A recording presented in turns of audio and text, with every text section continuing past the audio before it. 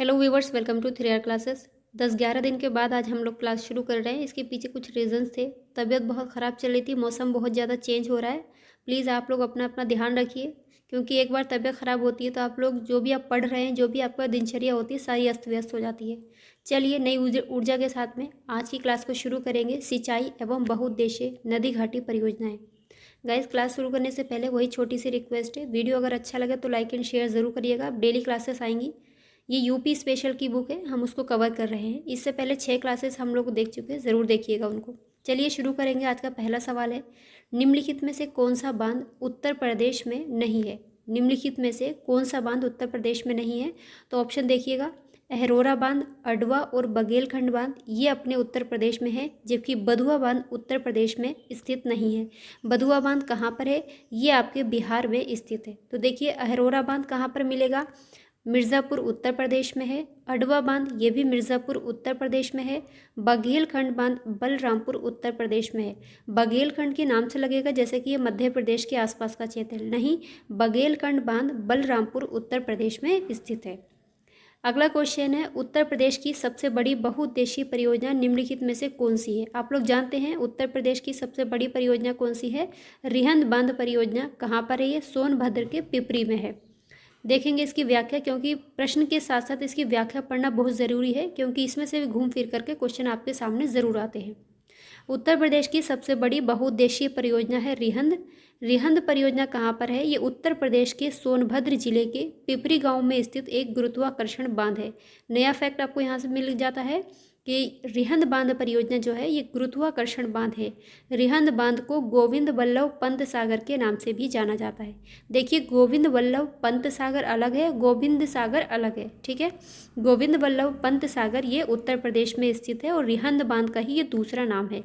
आपका देखिए 2021 में पूछा हुआ नया सवाल ही है। अगला देखेंगे, उत्तर प्रदेश में सिंचाई का सबसे बड़ा स्रोत कौन सा है? तो सारे लोग जानते हैं उत्तर प्रदेश में सबसे बड़ा सिंचाई का जो स्रोत है वो है आपके नलकूप यानी ट्यूबवेल। उत्तर प्रदेश का नहर सिंचाई में देश में प्रथम स्थान है। देखिए इसकी व्याख्या ज़रूर देखिएगा। उत्तर प्रदेश का नहर सिंचाई में देश में पहला स्थान है। प्रदेश में कुल 2,166,000 हेक्टेयर, अगर परसेंट की बात करेंगे तो 15.2% जो क्षेत्र है वो नहर सिंचाई के अंतर्गत आता है। उत्तर प्रदेश के पश्चिमी भाग में नहरों का घनत्व भी ज़्यादा है। ये क्वेश्चन पूछा गया था कि उत्तर प्रदेश के किस भाग में नहरों का घनत्व है, तो याद रखेंगे पश्चिमी भाग में नहरों का घनत्व ज़्यादा है। नोट के रूप में देखिए यहाँ पर जो दिया है उसको ज़रूर देखिए। उत्तर प्रदेश में विभिन्न साधनों के द्वारा शुद्ध सिंचित क्षेत्र की बात हो रही है। किन साधनों से कितनी सिंचाई होती है? नलकूप से होती है 74.9%, नहरों से होती है 15.2%, कुओं से होती है 8.8%, तालाब झील आदि से होती है 0.5%। इसमें क्वेश्चन आपको 3-4 ऑप्शन में दिए रहते हैं और उसमें से पूछ लेता है इसमें सबसे ज़्यादा सबसे कम किससे होती है? तो सबसे ज़्यादा होती है नलकूप से 74.9%, लगभग 75% है, और नहरों से होती है 15% लगभग में। आगे देखिए, उत्तर प्रदेश में निम्नलिखित सिंचाई साधनों में से किससे सर्वाधिक क्षेत्रफल सिंचित होता है? अभी आप लोगों ने देखा था सबसे ज़्यादा जो क्षेत्र है किससे ज़्यादा सिंचित होता है, वो नलकूप से 74.9%। निम्नलिखित में से कौन सा नहर उत्तर प्रदेश में अधिकतम क्षेत्रफल की सिंचाई करती है? निम्नलिखित में से कौन सी ऐसी नहर है जो उत्तर प्रदेश में अधिकतम क्षेत्रफल की सिंचाई करती है? ऑप्शन देखिएगा, अपर गंगा नहर है, लोअर गंगा नहर है, शारदा है, ये राम गंगा नहर। तो आपका आंसर हो जाएगा शारदा नहर। इसकी व्याख्या देखेंगे। शारदा नहर उत्तर प्रदेश में अधिकतम क्षेत्रफल की सिंचाई करती है। शारदा नहर उत्तर प्रदेश राज्य की सर्वाधिक लंबी नहर है। ये भी क्वेश्चन पूछा हुआ है कि उत्तर प्रदेश की सबसे लंबी नहर कौन सी है, तो याद रखेंगे शारदा नहर है। इसका उद्गम कहाँ से होता है? इसका उद्गम होता है बनवासा से। ये बनवासा कहाँ पर मिलेगा? ये उत्तर प्रदेश, उत्तराखंड और नेपाल की सीमा पर है। नामक स्थान से शारदा नदी निकलती है। ये क्वेश्चन अलग से पूछा गया था कि शारदा जो नहर है इसका उद्गम कहाँ से होता है, तो याद रखेंगे शारदा नदी से ही शारदा नहर निकलती है, बनवासा के पास से। और इस नहर का निर्माण कार्य शुरू हुआ था 1920 में और इसका काम 8 साल के बाद 1928 में जाकर पूरा होता है और इस नहर से लगभग 8 लाख हेक्टेयर भूमि की सिंचाई होती है। उत्तर प्रदेश स्पेशल के लिए सारे क्वेश्चन बहुत इंपॉर्टेंट है। आप इसको लगाने के बाद में अपने पेपर में देखिएगा, जो प्रीवियस ईयर क्वेश्चन है यहाँ से बहुत सारे आपको मिल जाएंगे। उत्तर प्रदेश की सबसे लंबी नहर कौन सी है? अभी आप लोगों ने पढ़ा था, शारदा नहर उत्तर प्रदेश की सबसे लंबी नहर है। भारत में नलकूप एवं कूप से संचित अधिकतम क्षेत्रफल वाला राज्य कौन सा है? उत्तर प्रदेश है। याद रखेंगे, उत्तर प्रदेश के साथ साथ तमिलनाडु ऑप्शन में खूब रहता है, तो ध्यान से क्वेश्चन पढ़ना है। भारत में नलकूप एवं कुएं से जो सिंचित अधिकतम क्षेत्रफल वाला राज्य है वो है अपना प्यारा उत्तर प्रदेश। देश में नलकूपों तथा कुएं द्वारा सिंचित अधिकतम क्षेत्रफल वाला राज्य है उत्तर प्रदेश, और उत्तर प्रदेश का 83.7% भूभाग की नलकूप द्वारा सिंचाई की जाती है। उत्तर प्रदेश की समस्त कृषित क्षेत्र का 78.48% सिंचित क्षेत्र के अंतर्गत आता है। देखिए, उत्तर प्रदेश में जो समस्त कृषित क्षेत्र है जिस पर कृषि होती है उसका 78.48% क्षेत्र किस में आता है? सिंचित क्षेत्र के अंतर्गत आता है। अर्जुन बांध नहर से उत्तर प्रदेश का कौन सा जिला लाभान्वित होता है? तो अर्जुन बांध नहर से उत्तर प्रदेश का ये हमीरपुर लाभान्वित होता है। व्याख्या देखिए, अर्जुन बांध उत्तर प्रदेश के महोबा जिले के चरखारी में अर्जुन नदी पर बनाया गया है। क्वेश्चन पूछा गया था कि अर्जुन बांध ये कहाँ पर बनाया गया था, तो याद रखेंगे महोबा में। अर्जुन बांध की लंबाई है 42 किलोमीटर। मुख्य नहर से महोबा और हमीरपुर जिलों की सिंचाई होती है, अतः अर्जुन बांध नहर से उत्तर प्रदेश का लाभान्वित जिला हो जाएगा आपका हमीरपुर। निम्नलिखित में से कौन सी उत्तर प्रदेश की पेयजल परियोजना है? इंपॉर्टेंट क्वेश्चन है, बहुत अच्छा भी है। ये पेयजल के बारे में पूछा गया। सारी उत्तर प्रदेश की हैं, लेकिन इसमें से पेयजल परियोजना उत्तर प्रदेश की कौन सी है? ये हो जाएगी गोकुल बैराज। कहाँ पर है ये? मथुरा में। गोकुल बैराज परियोजना उत्तर प्रदेश की पेयजल परियोजना है। गोकुल बैराज परियोजना का निर्माण 1980 के दशक में आगरा, मथुरा, वृंदावन नगरों को पेयजल उपलब्ध कराने के लिए किया गया था। उत्तर प्रदेश के मथुरा और गोकुल के मध्य यमुना नदी पर इस परियोजना का निर्माण किया गया है। तो इसमें से ज़रूर देखिएगा, ये पूछा गया है पेयजल परियोजना है, ठीक है। तो ये आपका आंसर हो जाएगा गोकुल बैराज। उत्तर प्रदेश में रानी लक्ष्मीबाई बांध परियोजना निर्मित है। किस नदी पर निर्मित है? आपका आंसर हो जाएगा बेतवा नदी पर।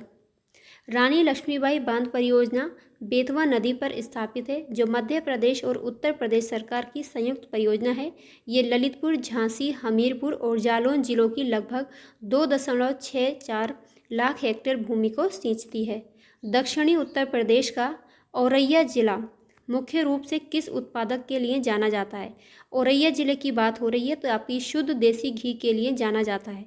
ये 1 डिस्ट्रिक्ट 1 प्रोडक्ट की बात चल रही है। यहाँ पर इंपॉर्टेंट क्वेश्चन है, ज़रूर देखिएगा। हर एग्जाम में यूपी के काफ़ी क्वेश्चन यहाँ से पूछे जाते हैं। दक्षिणी उत्तर प्रदेश का औरैया जिला शुद्ध देसी घी के लिए प्रसिद्ध है। ये जिला कानपुर मंडल के अंतर्गत आता है। गुड़ का प्रमुख उत्पादक जिले के नाम है अयोध्या, मुजफ्फरनगर और हींग। ये क्वेश्चन भी पूछा गया है कि हींग का उत्पादक जिला कौन सा है? हाथरस है। ये जो आपके 1 डिस्ट्रिक्ट 1 प्रोडक्ट है उसके अंतर्गत ये सारी चीज़ें पूछी जा रही हैं। 1 डिस्ट्रिक्ट 1 प्रोडक्ट की जो लिस्ट है उसको पूरे अच्छे से ज़रूर पढ़िएगा। 1-2 क्वेश्चन आपको हर एग्जाम में जिसमें यूपी स्पेशल से क्वेश्चन बनते हैं उसमें पूछे जाते हैं। प्राकृतिक रूप से उगने वाली बहुवर्षीय घास जिसे स्थानीय बोली में क्या कहेंगे? किस रूप में जाना जाता है? अमेठी जिले के तराई क्षेत्र में पाई जाती है। स्थानीय लोग इस घास से कई प्रकार के सजावटी सामान और घरेलू उत्पाद बनाते हैं, जिनको मूंज उत्पाद कहा जाता है। देखिए, यहाँ से क्वेश्चन आपको मिला मूंज उत्पाद। तो जो आपका ये अमेठी जिला है ये मूंज के काम के लिए काफ़ी फेमस है, और जो ये मूंज उत्पाद बनते हैं इसको स्थानीय भाषा में कहा जाता है सरपत, ठीक है। प्राकृतिक रूप से उगने वाली बहुवर्षीय घास जिसे स्थानीय बोली में सरपत या मूंज घास के रूप में जाना जाता है, ये मुख्यतः उत्तर प्रदेश में अमेठी जिले के तराई क्षेत्रों में पाई जाती है। स्थानीय लोग इससे कई प्रकार की सजावटी सामान और उत्पाद बनाते हैं। सरपत कुश की तरह की एक घास होती है जिसमें टहनियाँ नहीं होती हैं। अगला सवाल है, निम्नलिखित में से कौन सी फसल उत्तर प्रदेश में आमतौर पर व्यापक रूप से उगाई नहीं जाती है? तो उत्तर प्रदेश में गेहूं, चावल, तिलहन तो उगाया जाता है, लेकिन व्यापक रूप से कपास नहीं उगाई जाती है। आप लोग जानते हैं कपास के लिए कौन सी मिट्टी की ज़रूरत होती है? बताइएगा ज़रा। उत्तर प्रदेश में व्यापक रूप से उगाई जाने वाली फसलों में गेहूँ, चावल, तिलहन, गन्ना जो है, गन्ने के उत्पादन में उत्तर प्रदेश का पहला स्थान है। कपास उत्तर प्रदेश में नहीं उगाया जाता है। यहाँ की मिट्टी कपास की खेती के लिए उपयुक्त नहीं है। कपास का उत्पादन प्रमुख रूप से गुजरात और महाराष्ट्र में किया जाता है। इसके लिए काली मिट्टी, जो भी क्वेश्चन पूछा उसका आंसर यहाँ पर मिल गया। काली मिट्टी सबसे ज़्यादा उपयुक्त होती है। उस काली मिट्टी को रेगुर मिट्टी भी कहा जाता है। काली मिट्टी को उत्तर प्रदेश में करेल मिट्टी के नाम से भी जाना जाता है। ये क्वेश्चन पूछा गया था कि काली मिट्टी उत्तर प्रदेश में किस नाम से जानी जाती है, तो याद रखेंगे करेल मिट्टी के रूप में काली या कपासी मिट्टी को उत्तर प्रदेश में जानते हैं। उत्तर प्रदेश में नींबू साधारणतः कहाँ उगाया जाता है, तो ये आपका उगाया जाता है सहारनपुर और मेरठ वाले क्षेत्र में। उत्तर प्रदेश के सहारनपुर और मेरठ जिलों में नींबू प्रधानता उगाया जाता है। नींबू का वैज्ञानिक नाम है साइट्रस लिमोन। अगले क्वेश्चन पे बात करेंगे, भारत के कुल गन्ना उत्पादन का कितना प्रतिशत उत्तर प्रदेश में पैदा होता है, तो उत्तर प्रदेश में ये होता है, वर्तमान की बात करेंगे तो गन्ना उत्पादन में राज्य जो है उत्तर प्रदेश में 41.28% है, महाराष्ट्र में 20.4%। पहला स्थान है उत्तर प्रदेश का, दूसरा स्थान है महाराष्ट्र का। जब ये क्वेश्चन पूछा जाता है तो उत्तर प्रदेश महाराष्ट्र दोनों साथ साथ चले जाते हैं। याद रखेंगे उत्पादन में उत्तर प्रदेश गन्ने का पहला स्थान है उत्तर प्रदेश का, और महाराष्ट्र का दूसरा स्थान है, तमिलनाडु का तीसरा स्थान है। ये तीन ज़रूर याद रखिएगा। अगर गन्ना उत्पादन के लिए मिलों की बात की जाएगी तो महाराष्ट्र में ज़्यादा है। भारत में आमों का सबसे बड़ा उत्पादक राज्य अपना उत्तर प्रदेश, और उत्तर प्रदेश में जो लखनऊ का मलिहाबाद है ये आमों के लिए काफ़ी फेमस है। भारत में आमों का सबसे बड़ा उत्पादक राज्य है उत्तर प्रदेश, उसके बाद में दूसरे स्थान पर है आंध्र प्रदेश और कर्नाटक, बिहार, गुजरात का आदि इनका स्थान आता है। तो पहला स्थान याद रखेंगे उत्तर प्रदेश का, दूसरा स्थान याद रखिएगा आम के लिए आंध्र प्रदेश का। निम्न में से कौन सी मुख्य एजेंसियों में से एक नहीं है जो उत्तर प्रदेश में भारी मात्रा में अनाज भंडारण में शामिल है, तो अनाज भंडारण में उत्तर प्रदेश में शामिल है FCI है, SWC है और CWC है, जबकि FDI नहीं होती है। FDI किसके लिए जानी जाती है, ये प्रत्यक्ष विदेशी निवेश के लिए जानी जाती है।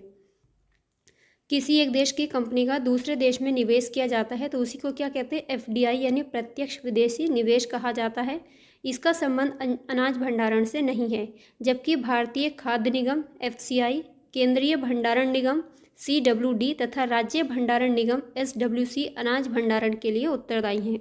अगला क्वेश्चन है, कृषि आर्थिक अनुसंधान केंद्र की रिपोर्ट 2014-15 के अनुसार उत्तर प्रदेश के बारे में कौन सा सही नहीं है। यूपी में 28 कृषि वैज्ञानिक केंद्र हैं, ये बात सही है। उत्तर प्रदेश में 5 भारतीय कृषि अनुसंधान परिषद हैं। यूपी में 4 राज्य कृषि विश्वविद्यालय SU हैं तथा यूपी में 4 राष्ट्रीय शोध केंद्र है। तो इसकी व्याख्या देखिए, 2014-15 की आर्थिक रिपोर्ट की बात हो रही है। वैसे ये क्वेश्चन पुराना हो गया लेकिन फिर भी देख लीजिए। वर्तमान में देखिए उत्तर प्रदेश में 89 कृषि विज्ञान केंद्र कार्यरत हैं और प्रथम कृषि विज्ञान केंद्र पौंडीचेरी में खोला गया था 1974 में।